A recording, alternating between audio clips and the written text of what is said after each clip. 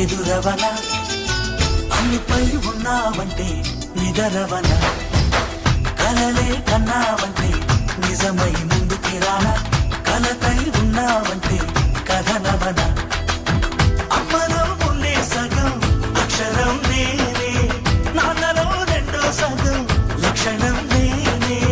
అమ్మ తోడు నాన్న తోడు అన్ని నీకు అన్నే చూడు చెల్లిపోని బంధం నేనమ్మా చిటి చెల్లెమ్మా వెళ్ళిపోని చుట్టం నేనమ్మా